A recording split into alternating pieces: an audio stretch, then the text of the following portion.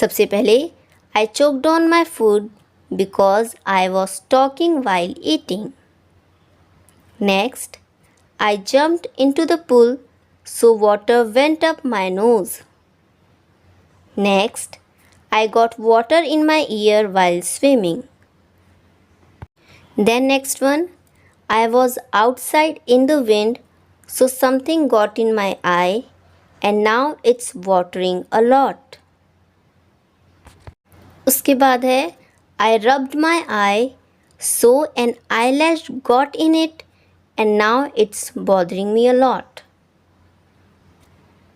फिर है My eyes were getting dry so I kept blinking it to feel better.